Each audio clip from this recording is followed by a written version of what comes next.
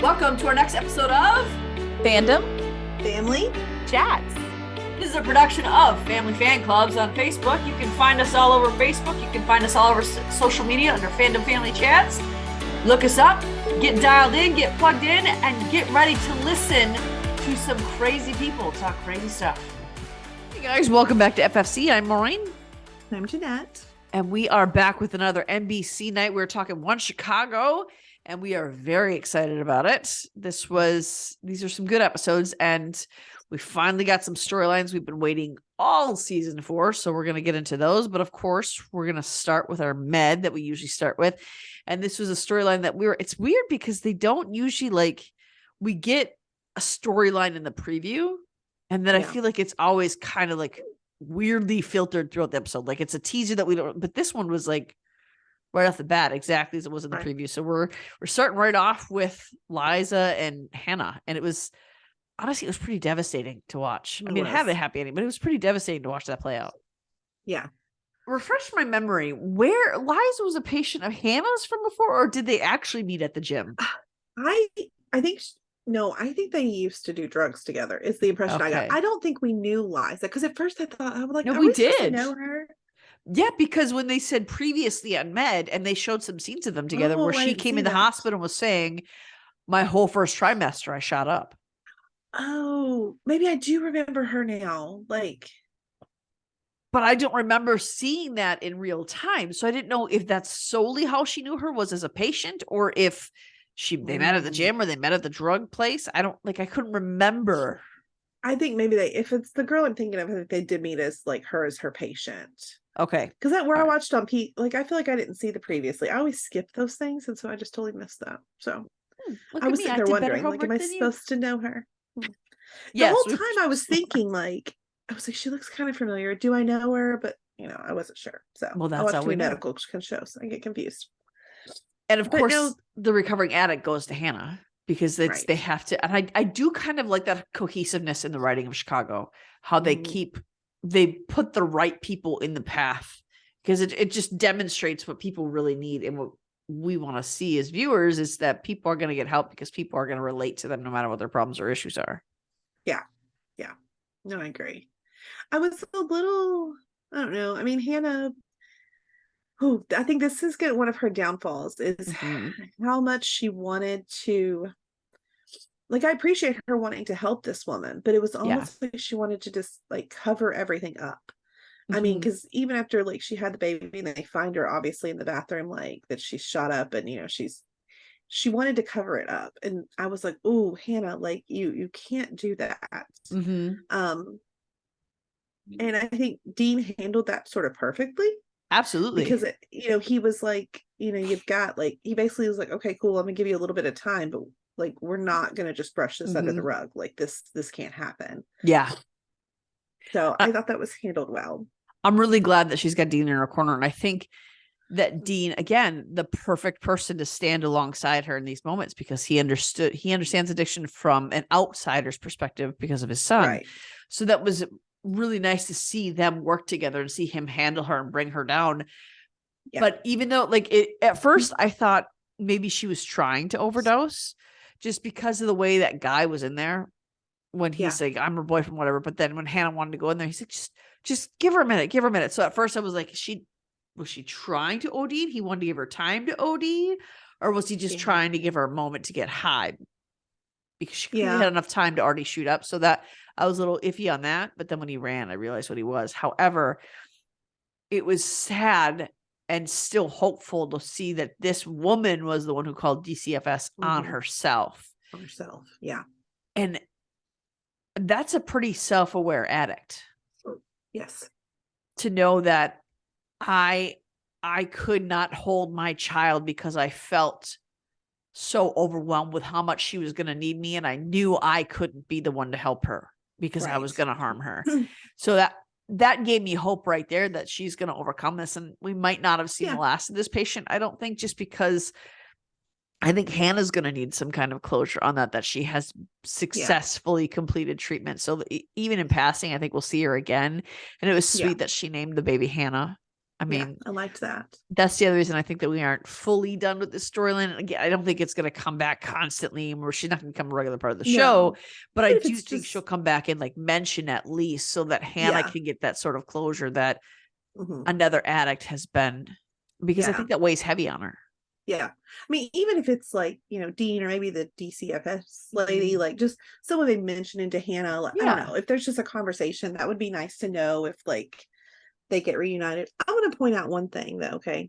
Just because I mean, I got to talk about Will all the time.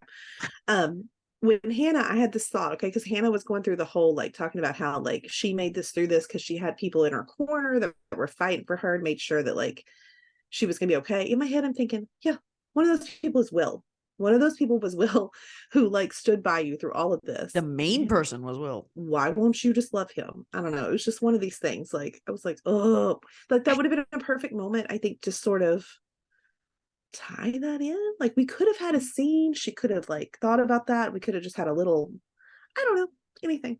I think she does love Will, but I think it's that part of her life was so traumatic, and being an addict, especially if something as hard as heroin and as compelling as those kind of hard drugs, not saying that it's easy to come off of any other addiction, but yeah, I'm sure something that calls so longingly and is so readily available to someone who knows where to get it. I think to return to some of those aspects of that trauma before you're fully ready to will be a problem. Maybe they're waiting for a bigger reveal down the road when it's Hannah's going to have an aha moment that I'm finally ready to dip back into some of those relationships I had before. Yeah. And make them healthy. I sure hope so. I mean, the reason she went to rehab was because during the COVID breakdown, she was living with Will and she OD'd. So I imagine it's pretty hard for her to step back into that so soon for a lot of different reasons. Yeah. So I don't think that's done. I agree. But I think this episode did, because I know in the last recording we had, I said Dr. Song and him I don't mind that. And I still maintain I don't mind that, but I didn't see them together this week. So it was like out of sight, out of mind. Will and Dr. Song, they're not going to be together. And this episode, watching how Hannah fought for her patients, kind of made me think maybe Hannah and Will might belong together. They do. Maybe a little bit. No, they do. They do. Because, I mean, Will always does that. And I mean, in this case, with his, like, with the kidney transplant patient that come in, that was so sad. Like, I just felt so awful for this man. And, I mean, the poor man, like, I don't know. Looking back, I knew when, like, Will was talking about, like, we need to get the MRI and stuff, I was like, oh, no. Oh, no. There's going to be something. Something's going to mess this up. I just know it, you know? And I like too, though, that we talk about how Will fights hard for his patients. Yeah. But he does also, when there's a time to do something right. I feel like, at least now, Will has come a long way, I think, since early seasons. Like, for sure. He used to not always make the right decisions, but he's grown and he's matured, and like he's learned how to manage his empathy. Right. I mean, we had to get the MRI. I mean, whether like it was going to show something bad or not, we had to get it. I mean, as sad as it was, you have to realize if he has this cancer, the kidney transplant won't mean jack. And also, like, they didn't mention this, but you have to think too, like, this kidney could go to someone else that isn't going to have this problem, and you could save another life that it has a better chance of, you know, being long term. So as sad as that is, it just, I don't know. I would like to point out that when Dr. Song was making that estimation, you're like, nope, can't do that. No, because you're saving this one patient. Who cares about the other 30? Here's the difference, though. Okay, in this case, like, we know, like, the man's got cancer. So, like, we didn't know. Well, we did once we did the MRI. Yeah. But like in the other one, like it wasn't like in that case, like if there had been like two patients waiting for the same blood, like right there side by side, and one of them had a 7% chance, the other one had an 85% chance, I would pick the 85% chance. But like, it was like, we're going to just hold off just in case somebody else needs the blood. That was my issue. Like, we don't know if anybody needs it. In this case, I mean, there's obviously a transplant list. There are other people that need the kidney. You know? So there's the difference. Okay. I have justification. And that Will was the one making the decision. Well, yeah, because we already talked about this. Will can do no wrong. Okay. This has already been established. I do not like, I don't hide the fact that I feel that way. I'm proud of it. I tell you what, it was nice. I think we say last week that like we hadn't seen Dr. It's been one of these weeks we said Dr. Quavatis. Is that how you say her name? Cuevas. Cuevas. I always want to say Quavatis. That is from The Resident, like way back. Yes, it that is. Was like, Season like what, 2? Yes, I get every time we say Dr. Cuevas, like that word is what pops in my head. So I'm sorry. Okay, so flashback. But we hadn't seen her in a while, and it was really nice because she is one of the new additions that I actually really, really like. And we don't get to see her that often. So I was happy to see her, and I was happy to see, I mean, because that guy, they obviously had that relationship where she had, kind of been a counselor to, it sounded like it was like a support group, maybe. Is that what it was? Yeah. So that was, I don't know. I like how she was sort of just there for him. And I mean, I feel like that was, well, it helped him through it since his wife couldn't be. And I like that Will got to come alongside her and remind her that, I mean, because as a therapist, you can't, certainly as a therapist, better than to rely specifically on emotions and be led by that. And Will sort of had to remind her of that because wasn't she at one point asking him, don't report this? And he was like, no, I have to. I don't, I have an ethical, moral responsibility to do this. I can't not do it. Will, you saw it. He thought about it. I know he did. For a second, he was like, and it's because that man was begging him so overtly with so much emotion and fear. Will does not want to see his patients go through that. No. And that was the only reason Will thought about it. Yeah. So, and I get that. I get that idea, but I mean, I do like what Cuevas's role there was too, when she said, who knows, Will, it might be because of your diligence that we found this cancer soon enough. And maybe he'll still have hope for a kidney transplant because you found it soon enough. Yeah. See, Will can do no wrong. He did this right too. Can we stop putting cancer lines in all these stories though, every episode? Can we just like, there's so many. I feel like every single episode on every show, it's like, okay, this person's got cancer. Oh, I bet you it's cancer. Oh, can we just always cancer? Can it be something else? Just for one episode. That would be great. Well, I mean, the next case we had, I mean, it wasn't cancer. It was definitely still very traumatic though, right? Yes. Okay. I have to say, if you have a friend who had an accident with the circular saw, maybe lead with the fact that they cut off their hand, especially when a doctor says, how bad is it? Instead of saying, we don't know, but we're carrying his hand in a bag. Maybe say, we weren't there, but we do know he cut his hand off. Instead of, what do I do with this 10 minutes later? Well, what is it with like losing limbs this week too? Because we had the same thing on fire. People are like losing body parts. Like, my goodness. But no, I mean, but the guys did good. They put it on ice. They didn't know. No, they didn't put it on ice. No, he said something. Oh, did they put it on ice? I thought he said, weren't we supposed to put it on ice? Did he say? Yeah, I think he was saying, because Maggie had that kind of weird look and he was like, weren't we supposed to put it on ice? I think it was more of like, that's what we did. I read that wrong. I thought they were, because I actually responded to like, what is in that bag right now? And so I thought they were saying, shoot, we screwed up. Were we supposed to put it on ice? No, I think they did put it on ice. They did the right thing. Oh, that makes more sense. Yeah. Okay. Well, then I'm not so mad at them. But still, if you have an injured friend like this, lead with that information to the doctor. So there's a little more hustle in their step and they're not blindsided by the fact that they have no limb under the bandages. So you wrapped your friend up it. That was not much on medical shows, like makes me go, ugh. But when he took that bandage off and the blood started squirting, I was like, oh my God, like that's a lot. That's a lot. I don't usually get my youngest too, and they both went, oh. And she went, I know I usually like this stuff, but I don't like that. That's a lot. I mean, tell her same, because I do like it too. But that, even me, I was like, oh God, no. I don't like that. It was, and I don't think that was the thing. I don't think they expected that to happen. So something else that I thought that was kind of funny about this case. Okay. So Maggie finds this way, right? So Maggie comes up with this idea of oh, maybe we could find a way to preserve the hand, blah, blah, blah. But then as soon as Crockett's ready to do it, she's like, oh, I don't know. Maybe we shouldn't. But it was because she was watching how horrified the wife was and how much she didn't want to do it. And she was hearing how much Crockett was over, because he did oversell it a little bit, because he was so certain of 2.0's ability, not his own. He was so certain that 2.0 could get it done and not him. And I think Maggie recognized that. And I honestly think that's why, because she was all on board until she's listening to what Crockett is saying. And this is not obviously attaching a hand to the back of a leg is not something that's done very often.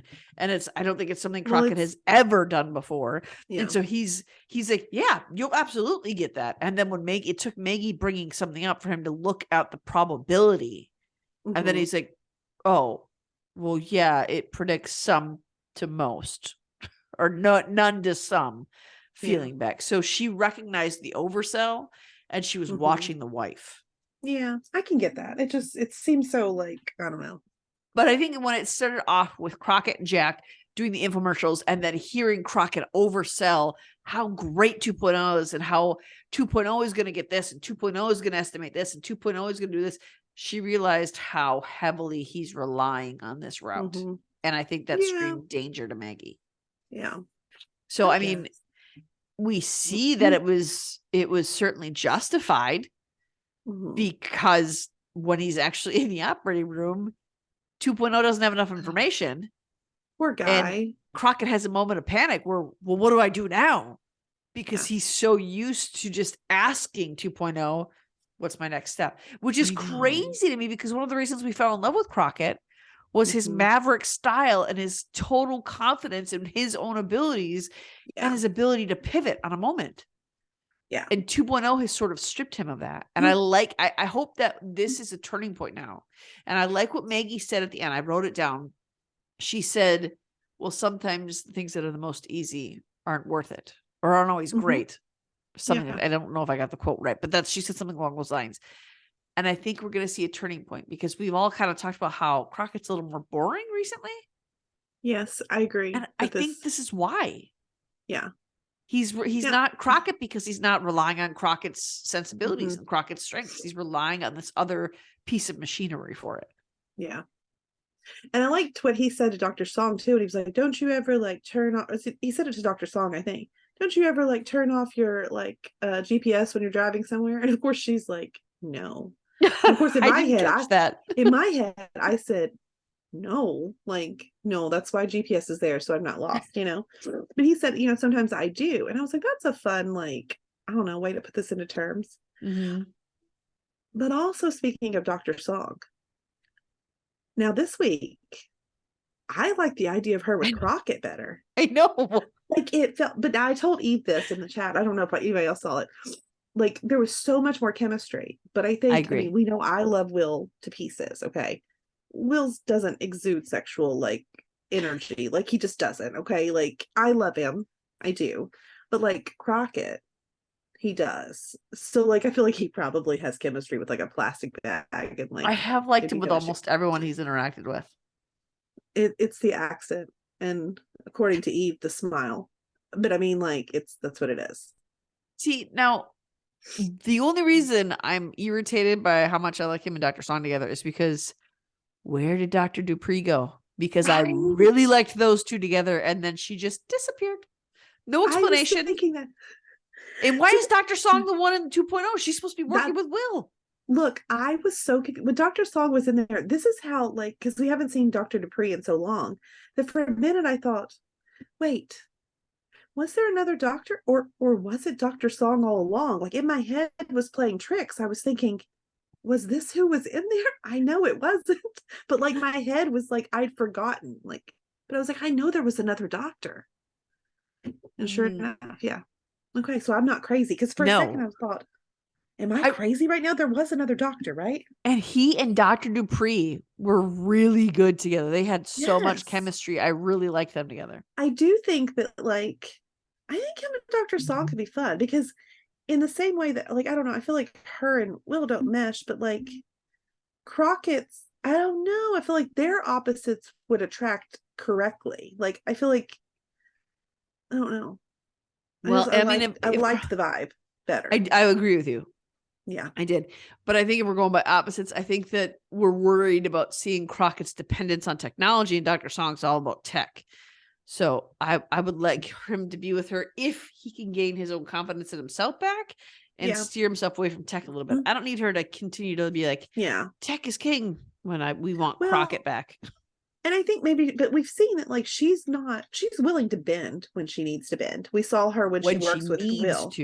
So maybe Crockett and her doing this would somehow find a way to like, I don't know, find a middle ground on this. She was the one in the surgery who's like, when he's like, what do I do now? And she said, trust your instincts. Yes. And I think that the focus on 2.0 has been so heavy this season. I'm kind of over it. Like I was like, woo, 2.0 at first, but I'm like, they kind of made it a character unto itself, and I'm ready to shove it along. Yeah. However, Jack now has interest in a board member who could help facilitate the tech part of the hospital, and that's his interest in him. So that's a little annoying. Yeah. And I with that whole conversation, it was also like, for me, it was a little annoying in that like Sharon had her picks too. And I mean, he told her and he just kind of blew right over it. Like, okay, good. And I've set you up this lunch with this other one that I like. Okay. I will say, though, I'm glad she went to this lunch because that was fun. I was like, okay, Sharon. And I could tell right away when they sat down, I was like, oh, okay, he's flirting. Like, we can just tell that this is happening here. And I thought that was, I don't know, I liked it. And he also, it wasn't just like, I mean, even though he's Jack's pick, he seemed like I think he would be a good fit too. Like, he seemed like a good guy, in my opinion. Just a little, I mean, that we know. I know we don't know a whole lot about him yet, but I think they're trying to play tricks on us with Jack. Whenever he's on the screen, they always play this ominous music. And I don't think he's an ominous person. I think he's for the hospital. I think he's for the employees of the hospital. And part of me thinks he didn't just set this lunch up just for a board member. I think he really thought Sharon, and I wish I remembered this guy's name, but I don't remember his name. I kept referring to him as new board member because I don't remember his name. I don't remember any of the patients' names either from this week. But I think you didn't take notes this time, right? I do think that part of Jack set her up with this because he thought, I think they could really hit it off. I think this could be good. Because at the end, when he was like, I wasn't wrong, was I? He's blowing up my phone. But I think he also kind of knew, you guys hit it off. And he was proud of the fact they hit it off. And it didn't seem like it was solely just for, I got my board member. I think he was excited that he made a match there for her. Yeah. So I think Jack Dayton's a good guy. I think, I think there's, obviously he's not always making the correct decisions, but I think he's sometimes, I mean, you know what I mean? I think he's not making the decisions we want him to make, but I don't think it's necessarily the incorrect decisions. Yeah. No, I agree. I mean, I don't know. We'll see. But I liked it. I did like when he's like, I'm not going to gloat, but, and Sharon's like, sounds like gloating to me. Right. Sharon. He's always coming at people. I do love Sharon. I've grown very, very fond of Sharon. Yeah. I tell you what I didn't like with Sharon this week. I didn't like, not that I didn't like what she was doing, but I did not like conflict with her and Dr. Charles. Because I didn't know whose side to be on because Dr. Charles saw both sides of their, like I saw both sides because I don't know. I saw both, I think. I think Dr. Charles was too emotionally invested. Right. And I don't think he would have the same opinion had he not been dating this woman. Probably not. So I think that, but that's the thing though, in these negotiations where you're doing the contract, and Sharon told him, I want the best for them, but we can't afford to give everyone a pay raise. And if we set this precedent, we are going to have to do it for absolutely everybody. But where's this money going to be pulled from? So she has to think of everybody as a whole, where he's only thinking of his one girlfriend. Right. And I get that too, though, because I mean, that's someone he cares about. So like, I see where your head would go there. And I think part of me just wants better from Dr. Charles because he's so phenomenal at his job that part of me is like, dude, you're a therapist. You got to know that this is an overstep. But you got to know. Yeah. No, I mean, I agree. And I think even when, I think he did realize, because even when Liliana like came to him at the end, kind of wanting him to be like, to speak out for them, you could tell everything in him wanted to. but he knew, like, I think for her, he wanted to, but I think he knew that, no, that I can't do that because that's clearly not, because I don't think it was just that it's a violation. I think he knew that that will be taking it too far of like me taking a stance against like the hospital and Sharon. He's like, I can't do that. Well, I think he really did believe that speaking to the media was going to be a problem for the union. And I think that was sound advice he gave her in the beginning that maybe they're a little premature, but I think it's because he felt he had this insider knowledge. Right. And then when he came back at Sharon angry with her for saying something that she didn't actually say, that was crazy. But I think when he was approached again by Liliana, I don't think it was so much that this would be a violation against the hospital. I think it was that, no, I can't get involved. Yeah. I'm not supposed to be involved in this. Right. More for his position to her. I think he was starting to realize that it was a conflict of interest, maybe a little bit, but it didn't, because even when she walked away, she's like, it's fine. He's like, really? We're fine. We're good. And part of him knew, obviously, oh, no, we're not good. She's mad. Well, I mean, if a woman says we're fine, you're most likely not fine. But I think at first he was like, but we're okay, right? This is totally fine that I'm saying no. I think that he thought not so much, oh, shoot, I've overstepped, as, no, she's going to know I can't do this.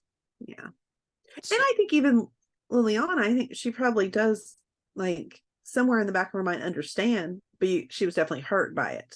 I don't think she does. It's both. Because I think she had come to Charles with this, and Charles invested himself so much in it and advising her and helping her through this, that I don't think she was prepared for him to say no. Yeah. I think she genuinely was like, I can't believe you're saying no to this. Yeah. So I think she's real hard, but they better not take that relationship away, because I love that relationship between those two.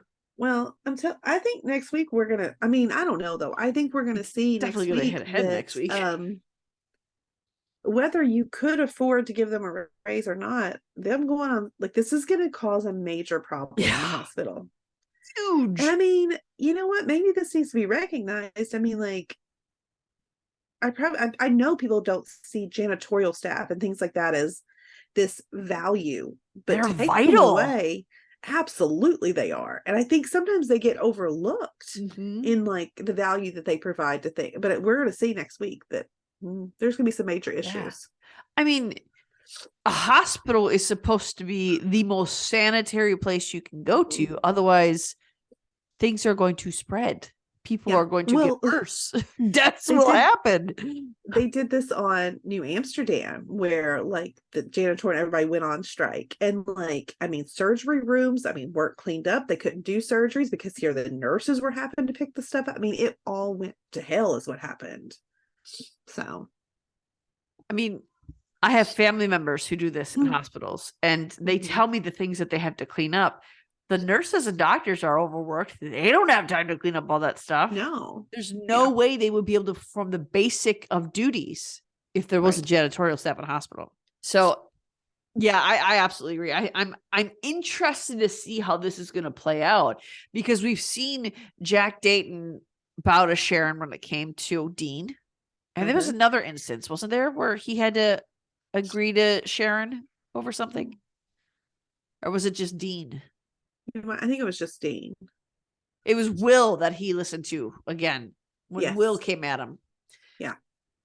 So I think that this is going to be another instance where Jack is going to have to not bow to Sharon, but I think we're going to see him have a more human response to this, because it's going to be required.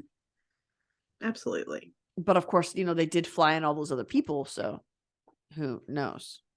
We'll see. I mean, I don't know. It never looks good when you get like picketers like outside your hospital. I don't even care who. I mean, that just doesn't look good. No, and because it's the union, Chicago Med can't be the only Chicago hospital experiencing this strike. So it's not like we can be like, "Hey, take me to that," because Chicago has like 18 hospitals. You can't be like, "Hey, take me over there," because they've got to all be on strike. There's several unions, but you have to imagine that if one union strikes, then they're all going to. There's going to be other ones. Yeah, for sure. Crazy. I'm looking forward to next week, though. Yeah, I think it'll be good. And then, so now are we going to jump into fire. Yes. There you go. Oh, Leaning back specifically for that purpose, so I could so you jump in. could jump. Perfect. Perfect.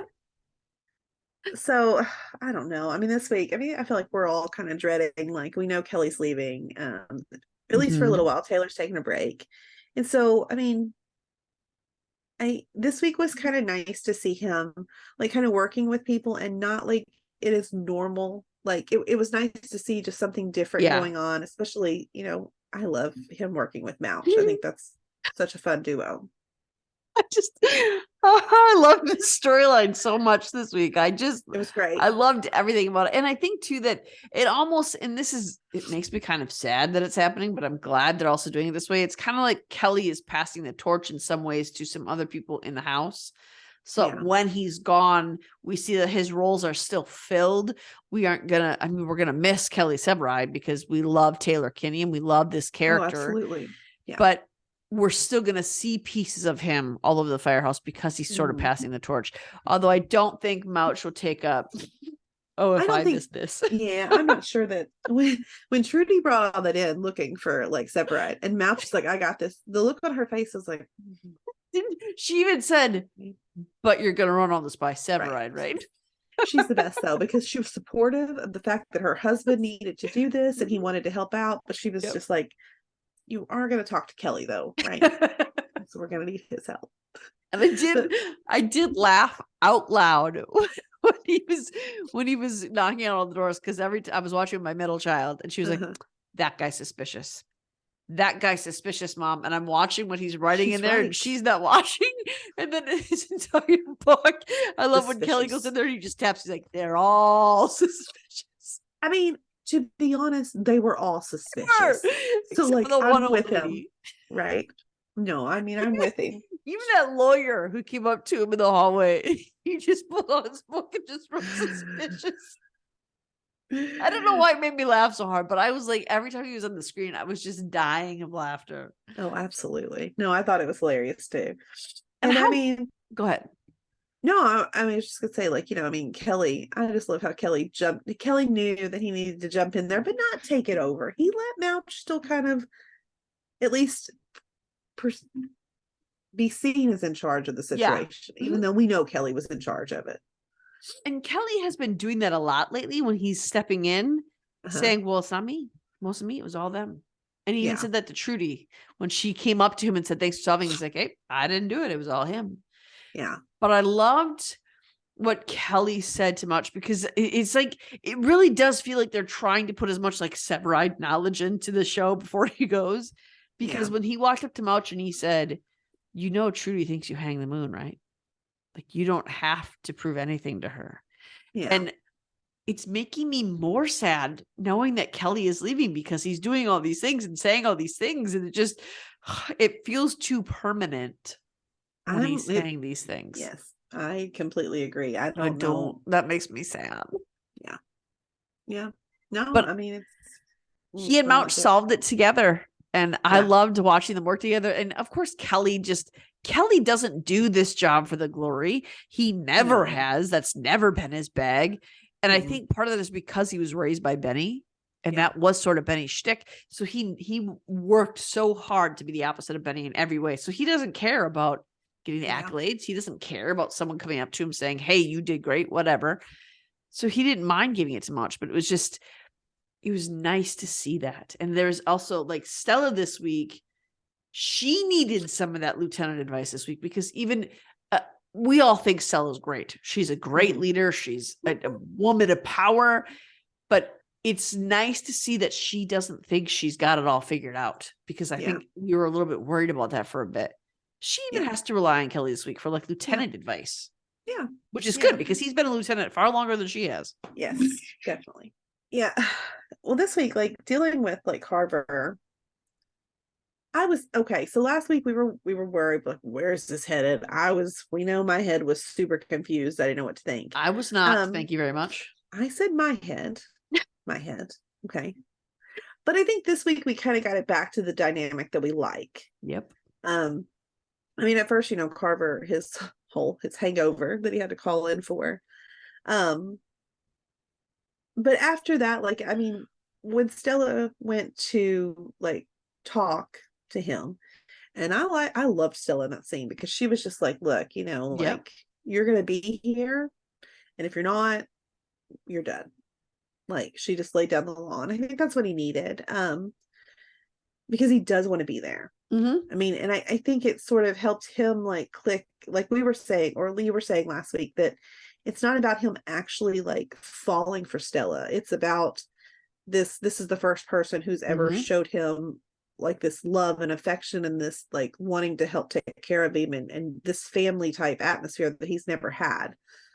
And not just Stella, like we even saw it with when he was like cleaning the truck or whatever, when they got there Gallo. at Gallo. Like I love that Gallo was like, you need some help. And like I think Carver's realizing like, okay, I finally have my family here, like even though I Mm-hmm. didn't have one before. So now I do think the romance thing is probably still in there on the back burner in case for some reason Taylor decides he's not returning. Yeah, I think they're trying to I think build it they've in there set it in so it there. could go one way or the other. Exactly. That's what I think too. So, But I do think that Carver's not actually in love with her. And I think that he's realizing, okay, this was because he even said yeah. this week, I have been more honest with you than I have with almost any other person Yeah. ever in my life. Yeah. Not just as an adult, ever. Right. Ever. I still think he has feelings for her. Yeah. I think he's confused. That could develop into love if they decide to take it that way. Yes. But it also could just be dropped. So Yeah. it's actually kind of nice the way they've built it in, I think. I agree. Because I mean, Stella is like our leading lady. So like if Taylor doesn't come back, then you might have to move her on to somebody. I mean, yeah, it's what it is. So yeah, I agree. And I think I do like talking about that scene where she went with Carver. I just want to bring up what she said because I thought it was really profound the way she said it. And the tone that she said it in, I think, was more important than anything else. Yeah. Because she watched him listen, or she didn't watch him, but she listened to his brother get aggressive with him. She listens to how Carver talks about how he was raised. She was intentionally as non-aggressive as it gets when she said, I've given you all the slack that I can, and I'm out of rope. And I thought, what a profound way to say that to someone, that it's not, hey, I want you to screw up. I want you to fail. I'm not here to help you. It's, I've given you everything and I have nothing left. I want to, but you've taken it all. And I think to put that in perspective for Carver, that he has taken it all, I think profoundly affected him. And I think that's why he realized, holy crap, I can't lose this. Right.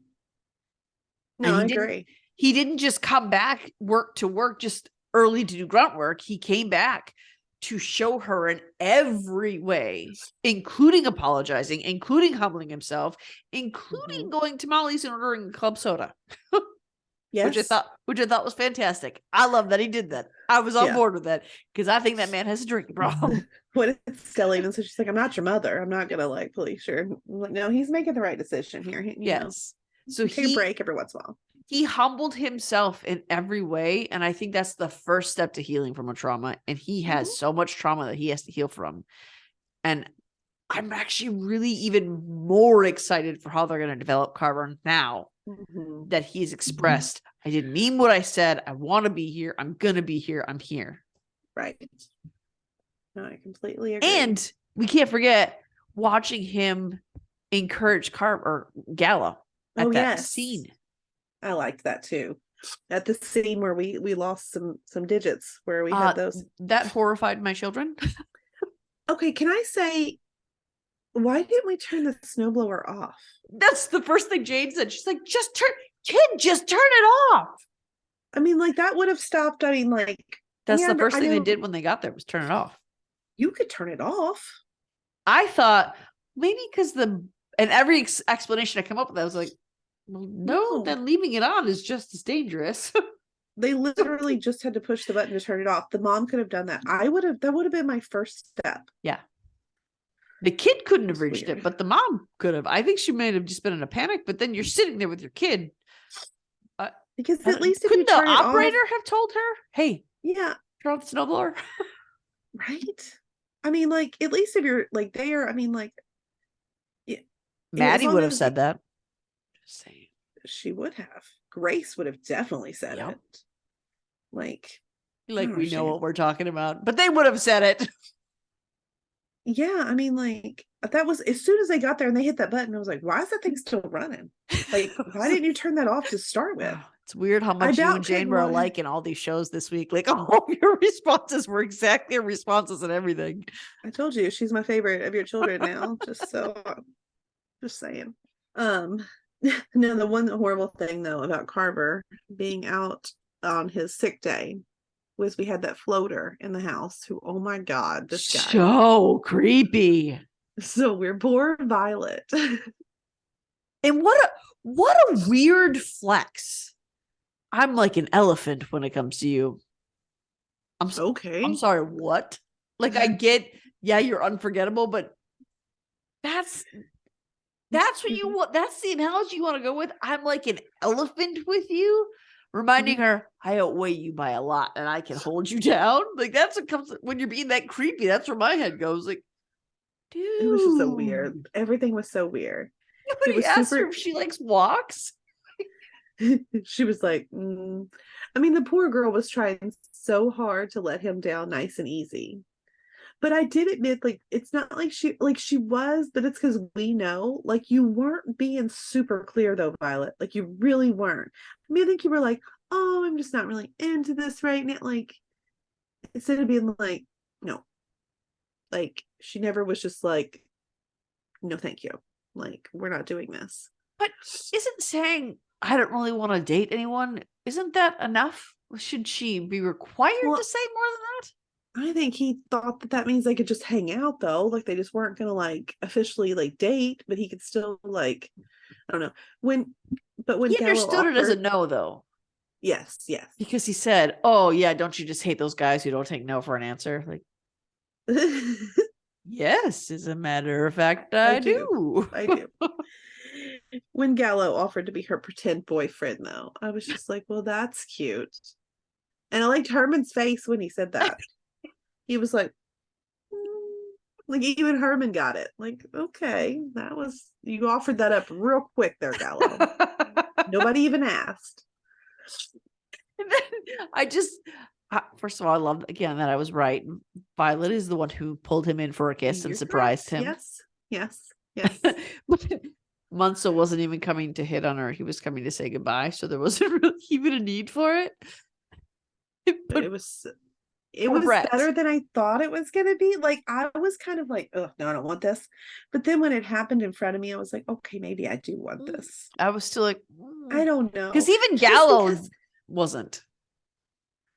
Oh, I thought his sweet little face was like, I think he was like, surprised, but oh, just wait. He's going to be love struck next week. I don't think so. I don't know. I don't think so. His sweet little face. I don't know. There's something about him. I think it was more Violet's little face. Well, yeah, she was shocked by how she felt, which that was fun too. That was fun. I did fully 100% enjoy Brett's reaction to it because I think Brett was all of us for a minute. Like, yeah, when we saw the preview, Brett was all of us. Yes. And I think this has been a huge week for our favorite trio because we see like Gallo taking these leaps with Carver. We see Violet taking this leap with Gallo, but then we also see Ritter taking this leap for 51. And I gotta say, Ritter. Yeah. I clapped. Like, it's weird because I'm watching this by myself at my house. I'm all alone, but I was like, yes, Ritter. I mean, I gave him like an applaud over here. Yes. Like, oh my gosh, I loved it.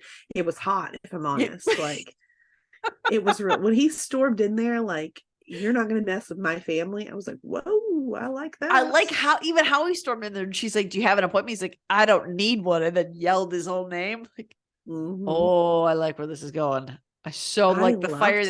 Not this pun is not fully intended, but I like the fire that he had on him when he was going in that office. Yeah, because Ritter is just he's our cool, calm, collected most of the time. Like he does it, but man, I mean, this just proved like you don't come after his family. No. Like he was not going to have any part of that. And I love what he said. If you come for my family, I'm coming for you. There was a very real fear in that treasurer's eyes. Absolutely. And like, I was watching it with my younger two, and I was like, yes. And they were like, what? Like that, it just, this is good. And Jane's, they didn't get it, but I was like, I'm going to cheer. And so I actually did cheer when he did that, because that was, I think all of us responded to something in the chat when that scene came up. Yes. I think each one of us had something to say about that. Well, it was shocking too. Yes. Like you would never expect to see that from Ritter. Like it was shocking, but I loved exciting way. And I love, this is full circle, because the first time we see him, he's on that stairway cowering in fear. And now he is this super well-rounded, amazingly complex character who is coming at anybody who threatens his family. Like I loved it. I loved it. That was awesome. No, I did too. And, you know, speaking of the 51 family, one of my favorite parts of the episode is watching Herman in the background in almost every scene. And he's wanting all the happenings and all the dirt on everyone. And I have to say this, my youngest daughter, she is 4, by the way. But my youngest daughter, she said, we were talking about her favorite characters. And I asked, who's your favorite character? And Herman came on screen. She said, him. He's my favorite. He looks like our doctor. Aww. And then she said, does he? No. Okay. They're both the same age though, so they have the same color hair. Okay. And then she said, I want to marry him. And I said, he's a little old for you. And she said, but I love him. Age is just a number, Mom. Okay. And it just so happens that Christopher Herman is also my favorite character on Fire. So there you go. See? Yes. Smart girl. And obviously we have a connection to this storyline in our family. So I mean, it just made it that much more sweet that she had that reaction for him. Yeah. Yeah. My Herman this week, man, cracked me up. Hilarious. I think maybe I saw something on Twitter or saw something somewhere that mentioned like Cindy wanting all the tea. So like, I think I knew when he said like, I'm going to get you what you need from, 51. I was like, okay. Cause I was like, that's what they meant by that.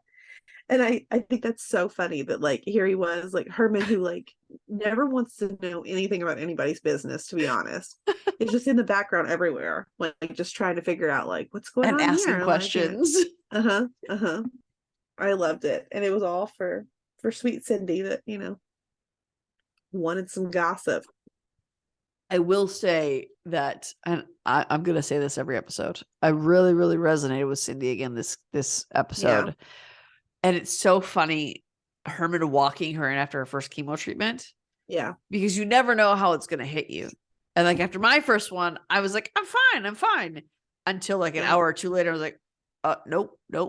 Quick divert. This is not fine. This is not okay. And so when she was insisting that at first, but then later on, her eyes were closed and she was crying, saying it's just like they're all swimming. It's the quick turn. I mean, you're poisoning your body at a very rapid rate, and it F's your system up. And so it was an honest portrayal, I think. And I also resonated with the fact that and the other thing that Cindy said when Herman asked her if she wanted anything was, she said, I want a margarita. And he was like, I'm pretty sure you can't. And her response immediately was, I have cancer. I can do what I want. And I have been using that for about 1.5 years now. So it's like, yes, girl, you use that. You pull that as often as you can. It is a valid excuse. So I completely was like, Cindy, I love you. I get you. I see you more than I've ever seen another character ever in my life. And I really like that. And I think even even Ritter saw that this week. Yeah. When he tried to loop Herman in on stuff. Herman was on the phone doing everything he could to make chemo as seamless as possible for Cindy. And I just, I have appreciated my husband so much through this, and how much my husband, I mean, because I'm a stay-at-home mom too. So I do all the things, and these husbands, our partners, have to step up in a very real way that they have no idea what they're doing. None. Yeah. And so to watch Herman making all these overtures, even from work, to try to make this as seamless as possible was awesome. Yeah. No, it was good for sure. And I did like how grossed out Cindy got when I was telling her some of the details.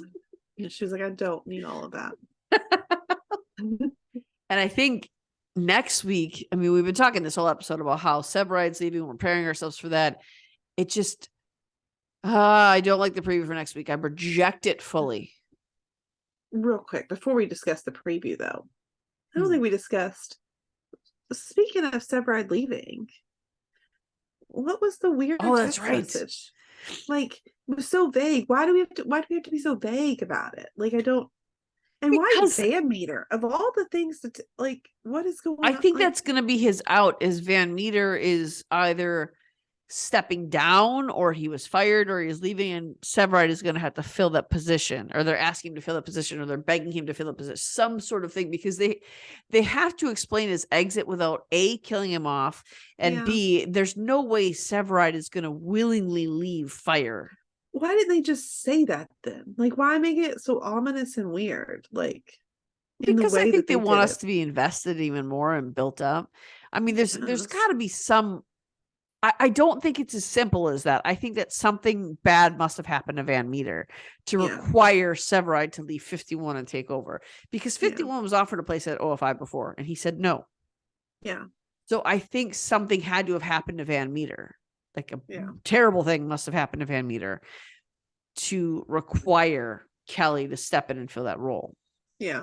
And I wonder why Kelly, if that's the case, why Kelly, why not Seeger, who actually works in the department? I don't know.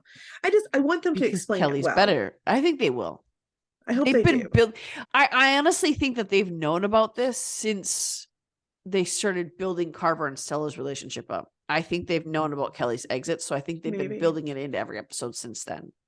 Yeah. Maybe. And the sad thing is I think we're going to find out next week. So I think maybe I'm wondering if next week is going to be his last episode. I was thinking this might have been. No, because they're going to explain it. So I think so. I think we're going to see his final episode probably next week. Or, I mean, whenever they address this text message, which it'd be stupid not to address it next week. Yeah, I hope they just go ahead and get it, because I want to know what's going on for sure. And maybe they'll play that into what we see in the preview somehow. Yeah. Maybe. I don't know. But in the preview, this is why I don't think Gallo's going to be love struck. Because Gallo tells Violet, your feelings aren't about me. They're about Evan. Yeah. You're confused. It has nothing to do with me. You don't want me. And which I don't think is true. I do. I think it might be. Right now. I think there might be a mixture. I do think maybe some of this might bring up Evan, but I think it's also, I think it's going to be a mixture of it, because I do think she wants Gallo too. Like, I think Gallo's always sort of been a little bit there. I don't know. I think it's a little bit of both. I think that Gallo is someone who has genuinely been there for her through this. She knows he genuinely cares for her. He loves her as she loves him, but also as Ritter loves her.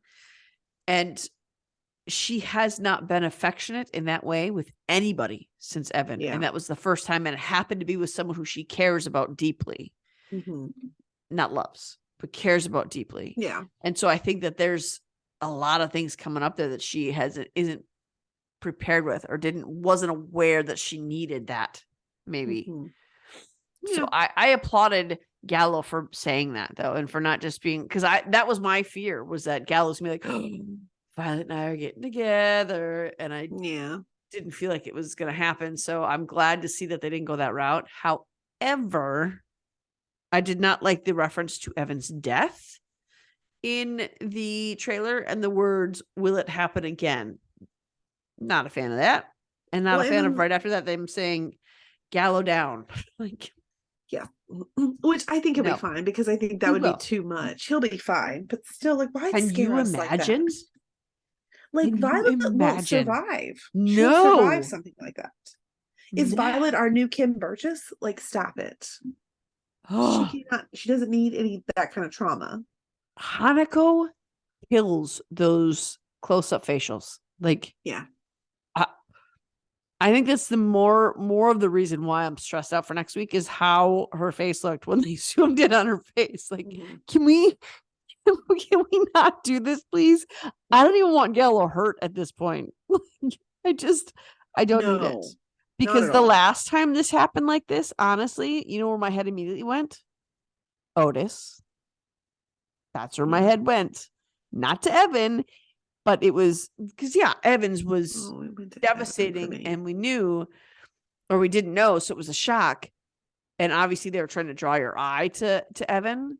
Yeah. But then I also thought Otis, because I was completely mind blown by that. Like, why? What was your reason for that? Yeah. And so I'm scared. I don't think they'll kill Gallo off because he's a huge asset to the show. Well, and because Taylor's leaving for a little while. Like if Taylor wasn't leaving for a little while, I'd be more worried. It's true. I don't think you're going to take both. So I think we're good. So next week we'll see. It's going to be scary, which is their intent, is to freak us out. I mean, they left us with the cliffhanger with Stella and Severide in the phone message, and now they teased us with the scary of Gallo being injured. So, well, and because they're scaring us with it is how I know he's going to be okay. When they really want to hurt us is when they just randomly drop a movie theater on someone out of nowhere. When they really want to hurt us and drop a movie theater. That's what happened. So there we go. Like, I'm not worried. I don't want to laugh at that, but the accuracy of that. That's what happened. You're right. It is what happened. They did drop an entire movie theater on Evan. Out of nowhere. I mean, it could have been a single brick, but no, Evan deserved the whole theater. Every brick. Well, on that note, let's stop talking about things that are going to keep us up at night until we see Chicago next week, and let's start talking PD. Let's jump into something just as traumatic. Yes. Although this is the storyline that we have been waiting for all season. They have been teasing us with this all season long, with Kim having these random episodes of fear and panic and tremors and all this stuff. It better not lead to sadness and tragedy is all I'm saying. I don't think it will. I really will don't either. But I mean, I'm going to start by talking about this and just saying Marina killed it this week. Like, oh my gosh, from the first scene of her, like the car backfiring, her, like, I guess she cut her hand on whatever it was, and she goes into that full-blown panic attack. Like I felt it. I watched it live, but I had to watch that part again because I missed like the first couple minutes, and I'm so mad because I missed like the whole interaction with like Adam coming to her, and I was like, no, this is what I've been wanting and waiting on. Like, I've got to rewatch this. The poor girl. I mean, yeah, it was so real feeling, and just like, I mean, I felt sorry for Mac. I mean, like seeing her mom like absolutely panicking, and Adam, like, he was shaking. Like, so hats off to Patty too, because I mean it felt so real in that scene from all of them. Yes. That it was a lot, but there was something Adam did that I thought was really, really, I mean, obviously what Marina did. Kim, geez, I could not remember Kim.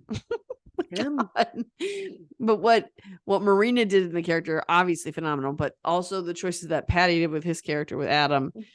There's a moment where he's standing in front of there, and like he went to like grab his head and like run his hands through his hair, but he couldn't quite touch his hair, and then he wanted to go back to Marina, and he came back to his head, and he's looking at Mac, and there's just, you could feel the desperation in him to do something, say something, do anything at all, even a breath, to make her better and have her come out of this. Yeah. But the way that Patty projected that fear for Marina's character was so well done. And the fear that Marina's character projected was so real. That was intense. The little stuff, like I said, like with Patty, like if you notice, like we went to touch her leg, his hand was literally shaking. And like I noticed these little things and I was like, wow. And I mean, obviously that's great to them. Maybe also this is the episode that Jesse Lee Sofer directed, so maybe hats off to Jesse, because who knows if maybe he gave them kind of directions on how to handle that too. I don't know. I just think everything about this episode was handled really well, and it felt really real and raw and emotional, and I even Mac it. Yes, I was so happy to see her again. Only complain about the scene, and I've already said it to you, but I'm going to say it on here for all of our listeners to hear. Like, obviously I wanted to be there for the first moment when Matt calls Adam dad. That would be great. But I would have been happy also if it had already happened And in this moment, we just casually got her, hear her say, instead of hollering for Adam, her hollering dad. My heart would have actually skipped a beat if I had heard that, I think.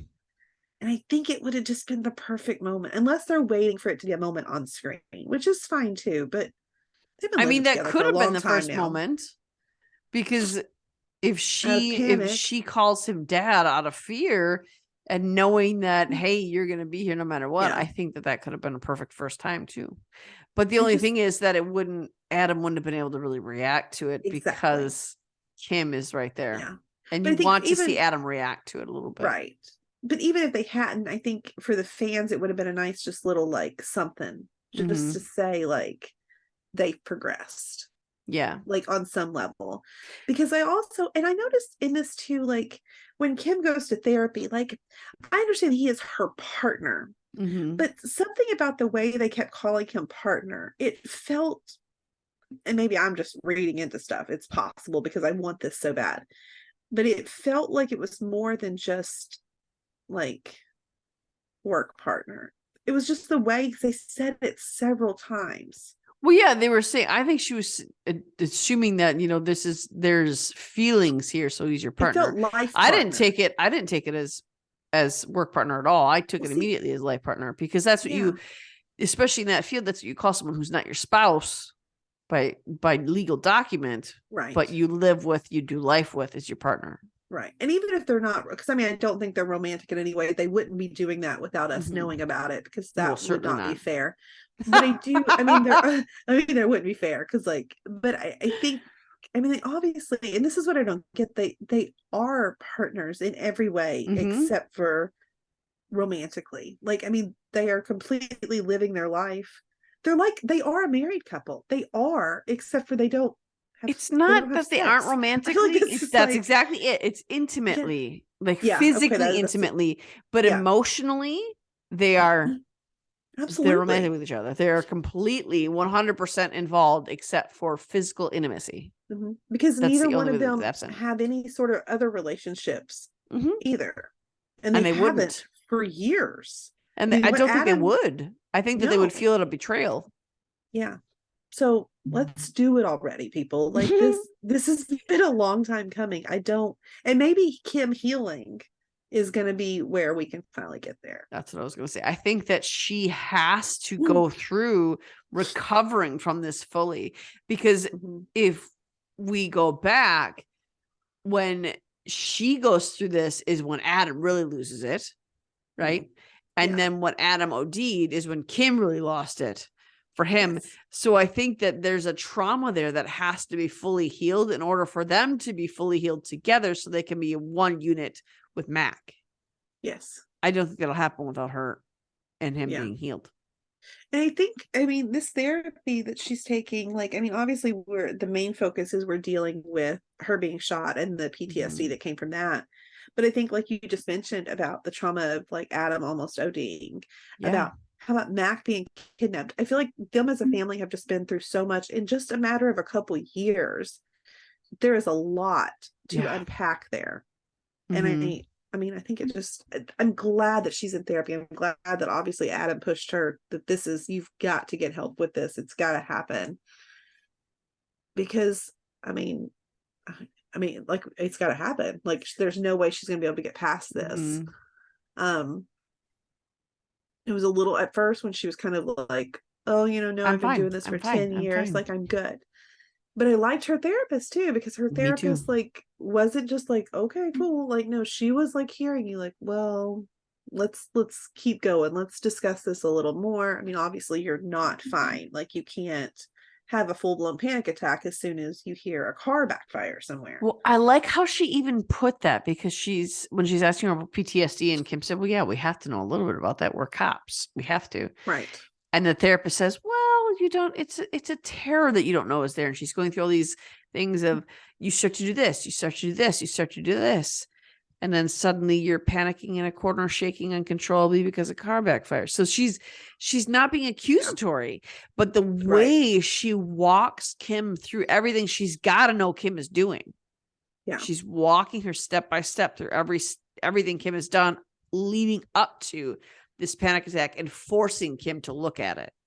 Mhm. And I think that that's something that Kim needed to have someone do. She needed to have someone force her to look at it. And Yeah. she even said, one of the things she said is, there's a terror that forces you to push people away and you don't even realize Mhm. you're doing it. And then when she came outside, Adam said, you can't keep pushing me away. And the way that Kim stopped and looked at him when he said that, I think was like, Mhm. okay, this is a real thing. Because Yeah. I don't think she even said, I can't have this. They bench cops for this. I can't have it. She's just afraid of like Mhm. not being able to do this. But it's Yes. like it's there, Kim. So like the only way to not get benched, the only way to not lose this is to The deal with it deal. and like move forward. And I do Mhm. think by the end of the episode that she Yes. has realized this, and so we are going to make progress here. And I love how they even said that when she said, you said I'm trapped. I can't be trapped. And the therapist said, then let's work on getting you free. I was like, I like you. Yeah, Like she I has like to her be a lot. like a cop therapist because she Yes. knows exactly how to speak to the people in this field. And she might be like specialized. I mean, Well, I don't I'm know. wondering if she isn't, because Kim's not telling the team she's seeing a therapist. So I don't know that Yeah. she's running it through the district. Mhm. It Yeah, seemed that's like true. Adam was the only one who was aware that she was Yeah. getting help. Yeah, that's true. But I mean, Mm. you'd obviously reach out to someone who is But Adam familiar might with your line of still, work. well, I was gonna say Adam may still know people that have dealt with this because I mean Adam's Yeah. family is cops, so he may know someone that has had to like, Mhm. so he may have, because it sounds like Adam set this appointment up. Yeah. Because And I think that's also how the lady knew about exactly what had went yeah. on. I mean, Adam obviously told Yeah, her. she talked to him. And I love that he was there to pick her up and Kim didn't know he was going to be there to pick her up. Of course he He was like, I just wanted to make sure you need anything. I just wanted to be here to give you whatever. It's like, seriously, why can't you guys? And I get why they aren't together. I I'm totally on don't. board with I do, because she can't be in a Not functioning yet. relationship right now because she's not whole. She's But not you're, healthy. She has to go through this process in order to be yeah. available. But you are in a relationship. You are. Whether you say Yes. you can be or not, you are But in one. the way she is right now is the only way she can have one. She can't give more of herself because she Yeah. literally has nothing else to give. It's not available. Yeah. So, I mean, I understand why they are in the place they are, but I can't wait for that moment when they can be more than what they are now. Because it's coming, right? Like it It has to come. right? If it doesn't come, I Can mean, you imagine? I'm gonna hunt Dick Wolf down. Like, are you kidding me right now? Enough of this. Like, We I can can't take a handle it. lot, but we will not accept this. Yeah. No. You've destroyed every other thing I've loved about One Chicago. You may not take this from me. Everything. Will? Just about. I mean, Will and Natalie, right? That got destroyed. Hated You that took Evan relationship. Hawkins from me. Took They're Al. You took Otis. We're not going to talk about Al. I cannot. I am still so. I remember the moment when I was like, "Oh, what happens to Natalie?" Because I binge watched this while I was going through chemo. That's when I started watching this. Just in the last year, I got into this show, and I remember watching one. My husband and I were watching PD together, and we watched the episode. The last one we see, is it Naomi or Natalie?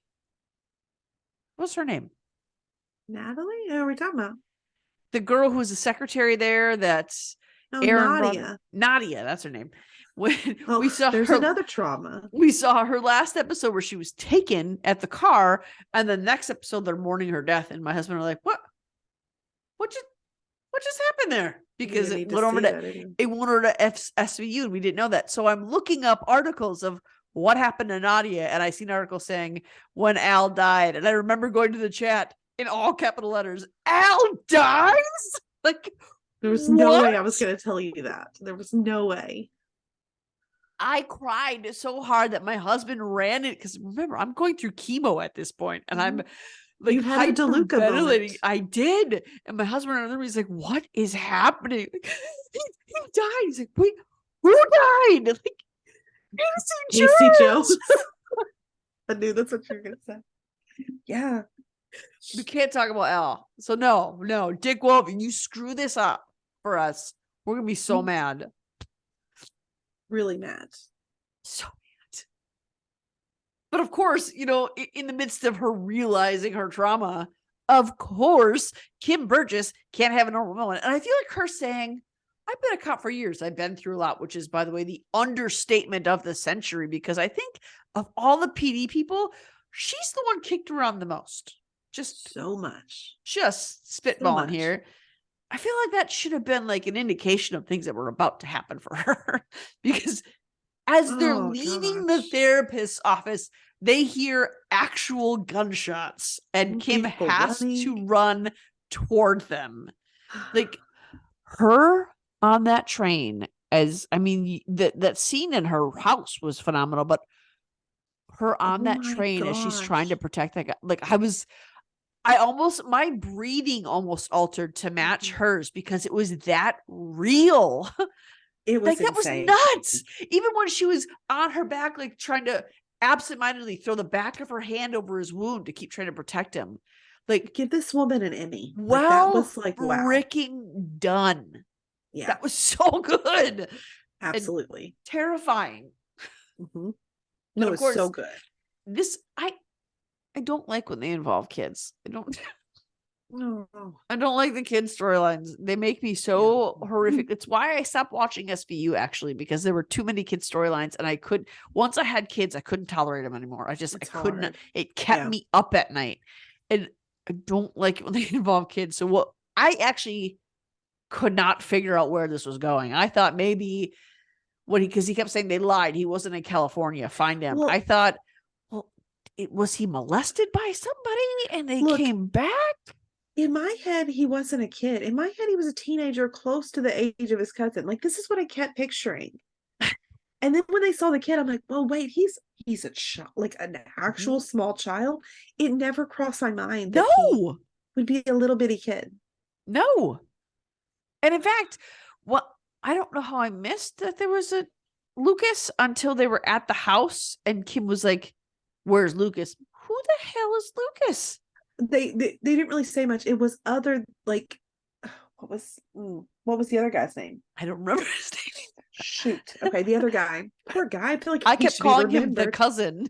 Well, the cousin. Badgley was the last name. That's all I remember. He said something about Lucas not being in California, just talking to Kim. Like, it was just like a passing statement. I think so. Or maybe just, I don't know. I thought he just kept saying they lied. He wasn't in California. Yeah, so maybe I don't know. Somehow she figured out it's Kim. It's Kim. I mean, she figures stuff out all the time. So I'll die on this hill, man. She is, in my opinion, the best cop. I mean, she's pretty phenomenal. But especially with these kind of kids, because I think that each one of them has their niche, right? Yeah, of cases that they are the best at, because it's cases. And I had to pause it and talk to my daughter, because I asked Nora to leave the room when they traced his truck and his son to the woods, because I didn't know if we were going to see him shoot his kid and try to bury him.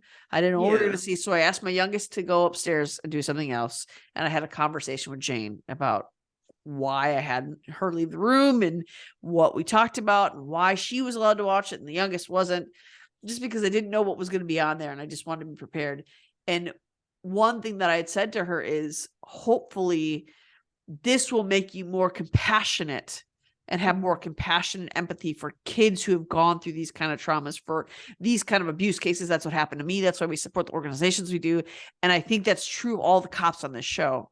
They have experienced something very personal to what they truly fight for. I mean, obviously all the kid cases, it affects all of them in huge ways.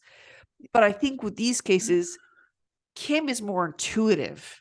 Yeah, the rest of them on these child cases like this, I feel like. Yes, it's because she's a mom. I mean, and that's just, exactly is what it is. Yeah, exactly. And I do also want to say, and this is just like a silly little anecdote about another one of my kids, because this is the first time all my kids have been home to watch them all with me. I usually watch them when they're at school. We were going through, she asked who Voight was, and I was like, so I'm like, okay, well, see, that one is Kim. She's like, I know, Mom. Like, okay. That's Voight. Okay. That's Haley. Okay. That's Kevin. Okay. That's Adam. Mom, I know who Adam is. Like, Absolutely, you do. Yay. So Kim and Adam are the only two that she fully knows. And it's like, Again, obviously, I know who they are, Mom. that's why she's my favorite, because we agree on everything. So there's a reason why Kim sticks out in a child's mind. Yeah. Because she's that mom who kills it at these cases. And even when she was in the garage moving that case, you could tell that Kevin and Adam are like, oh no, is she going a little crazy? Yeah. But it's all simply because she saw two lines on the floor that she knew. Like, if I ever go missing, can we call Kim Burgess, please? And be like, hey. She's gonna find me. At this. Yes, she's so good at this. And I cannot fathom parents who do this to their like I can't. Once she said they had the baby, and once I realized that Lucas was their other child, then I was like, oh, I bet he's been missing since that baby was born.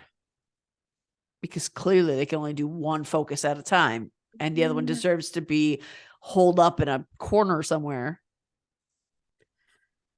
The well scene, though, Maureen. Like, and like, if you're gonna kill your kid, I mean, so like you were gonna make him die slowly, like drowning in a well by himself, like, or he wasn't even gonna drown. Like, no, the kid jumped in there on his own. The kid ran from him and then tried to hide, and he fell in the well. Okay. See, I missed that part somehow. Like, this is what I get when I watch things live, because every once in a while stuff cuts out and I miss like just seconds. Because I was like, why is the kid in the well? Like, oh my God. But it was they didn't show him fall in the well, but they showed the dad yelling, Lucas, come back here. Okay. And then you heard the kid yell and the dad was nowhere around. So then you had to assume that, okay, the kid fell in there. Cool. Okay. But that he was going to shoot him. He took him out there to shoot him. Yeah. He took him out there to do what I was feared he was going to do, which was shoot him and bury him. And I like, it's just this whole, like you said, these storylines are just absolutely. Because what is the point in torturing a small child to death? Like, there is no reason to kill a child either. But why, if you don't want them, why torture them to death? Yeah. And like premeditated too, not even in like a fit of rage or anything, like premeditated. Like, I'm going to take my child out and I can't figure it out. I know that I said last week, I love watching Dante and Kevin together, and I absolutely do. I love the dynamic that Kevin, Ruzek, and Kim have together. I love it. Yeah. It's like our original trio. Like, I absolutely adored them together too. I mean, mostly I just adore Kim. The way she like fought her way out of that well in the midst of another panic attack. I was just blown away, absolutely blown away. I mean, obviously it was traumatic for her at first when he first shot down there, and she had to take a moment to kind of get herself together. But I mean, she had to keep saying move to herself.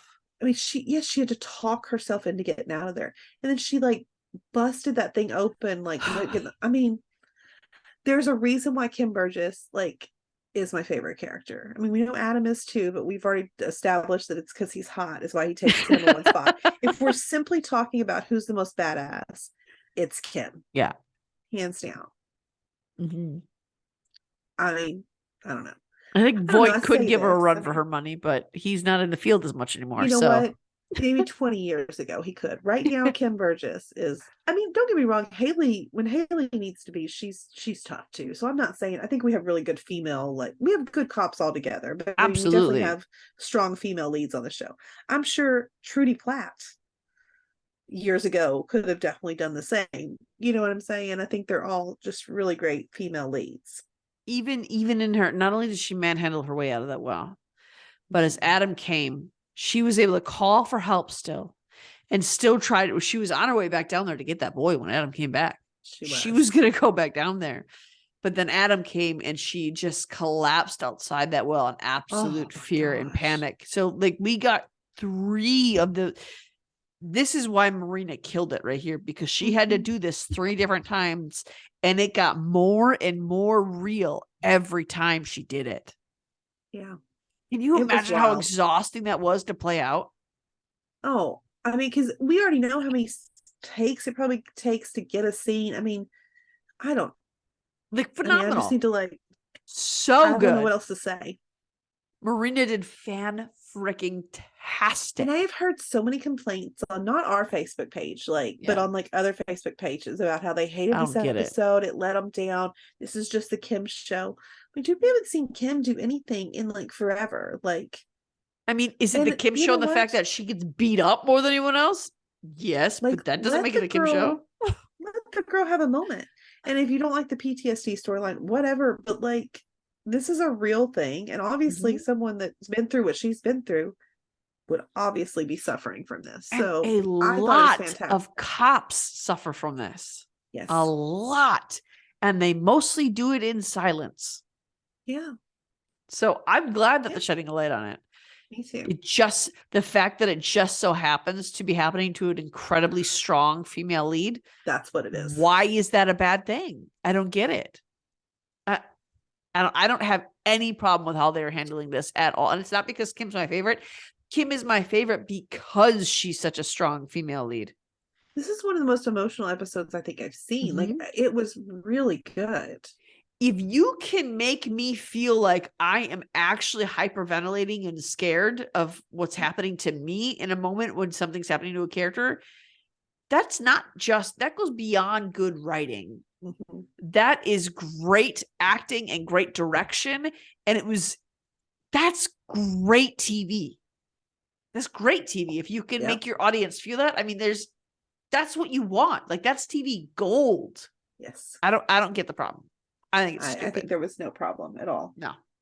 But next week it's another family case, which is thankfully not exactly involving children, because I don't know if I'm ready for that right now. I'm emotionally fragile after this Kim episode. So absolutely. This one I'm excited about because this was one that I wanted them to revisit, because I remember this episode. Do you not remember this episode? No. Yes, this is the one. Were you not on it? This is the one. I thought she looked familiar, but I didn't know why. Okay, this is the one that Sean told. No, you weren't. You were in Florida. It was just me and Amanda that talked about this.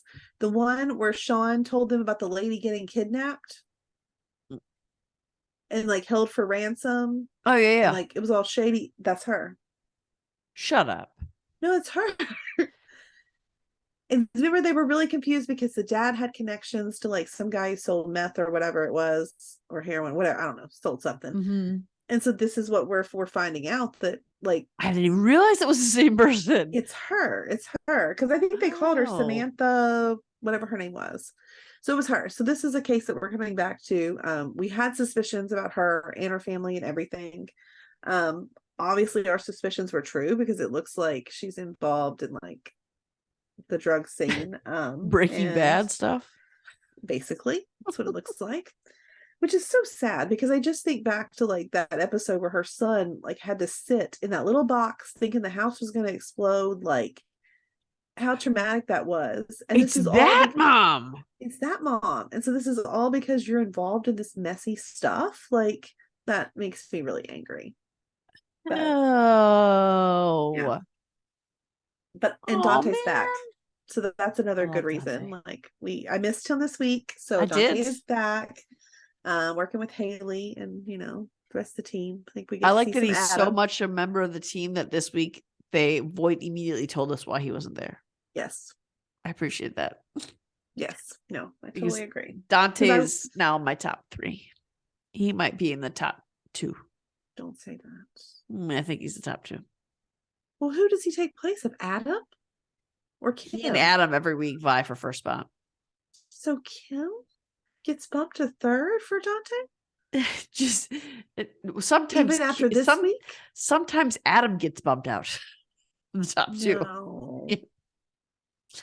Well, it's because Dante has more of my mindset. And I think it's because like that first, and it's not for the same reason that you all liked it, but the first time we see him without a shirt on from the back, it's not for the same reason. Okay. It's because he had the Bible verse where you go, or where I go, send me. That was, I was like, okay, yes, we're connected. I'm digging you. And I think he lives his life that way. And that's why he takes that spot for me. He's an acceptable number 3. I would agree with that. It's fine. Him and Kevin can fight over that spot every once in a while. Well, we do see, it looks like this is going to be more ensemble because we see Adam too, looking at some of the bodies. Yes. Yes. And I always get confused when they were like wearing something like that over their face. And Adam was like wearing that. I suppose it's like a scarf because it's Chicago and it's winter, but I always get a little confused because I think COVID right away instead of winter. I don't, that's what the pandemic has done to me. So it's, we see Adam, I think we see Kevin, we see Dante, we see Haley. Yeah. So it's going to return to for those of you who are weirdly hating on this Kim episode, it's going to return to an ensemble cast. No one complained when it was all Haley all the time. Right. Well, maybe they did. I just didn't pay attention. I don't know, but I would have paid attention to that because I didn't really like Haley's character until this season. So yeah, at all. I can't. I don't know how you can hate on Kim. No, but I don't get it either. So that's next week. Next week we'll see. Now that you say that now I'm really excited about the storyline. I can't believe I didn't connect that dot. She looked a little bit like Haley at first. I was like, well, that's weird. I knew it wasn't Haley, but it just looked like her. And I was like, what? Is that why she looks familiar? Like I actually watched the preview 3 different times trying to figure out why she looks so familiar. Anyway, makes sense now. So we are coming out with new NBC nights, which is our One Chicago. We talk all One Chicago's every Tuesday for you. But if you can't wait until Tuesday night, you can come on over to our Facebook group at One Chicago Family Fan Club. We have a spoiler ban for 36 hours, but we have a spoiler thread for your convenience. If you need to be like, guys, I need to speak to you about this, go to our spoiler thread. And we are likely going to be in that thread ourselves, talking back with you, even if we haven't watched it, because sometimes this show emotionally damages us and we need a heads up. So sometimes we're in that talking with you. So hit up that spot, check out our Facebook group. There's always fun things going on there. We always do fun stuff, random games, random announcements, random surprises for you, which I'm not going to tell you what, because every time we announce a surprise, it goes bad. Jinxes us, right? Yes. But we might have a surprise coming up for you in the coming weeks. So watch out for that on our podcast, a little bonus episode for you before the year is done, before the current seasons are up. So stay tuned to that. Check out our socials and, check out all our Facebook clubs. Just look up Family Fan Club on Facebook. You'll find all of our shows. We have, we combined all the Netflix ones. We have less than 20 now? Oh yeah. It's only like 10 or 11. Not too many. Check those out. Don't forget that on Wednesday nights, Grey's Anatomy is back. So tomorrow you are going to get our brand new Grey's Anatomy recap. And Sundays is our Fox night, where currently you're just getting 911 Lone Star, but 911 OG is coming back in March, and that will add to that. So check those out. Do not forget to subscribe to our podcast. The button's right below. If you're on YouTube, on any of our podcast channels, subscribe to there, or at least rate our podcast. And it will be a great help and benefit to us in getting you more things like, celebrity interviews. So don't forget to do that. And we'll see you next week. Bye, guys. Bye. Loving our content? Subscribe to our YouTube channel. And don't forget to share our podcast with your family and friends. We want to continue the conversation with you. You can find us on Instagram, Twitter, or TikTok under Fandom Family Chats, or one of our ever-growing Facebook groups by searching Family Fan Club. We've also launched a website, Family Fan Club 2021 at wixsite.com. You can email us there and keep checking it for announcements and merch coming soon. And of course, be sure to tune in every week for new episodes discussing all your favorite shows.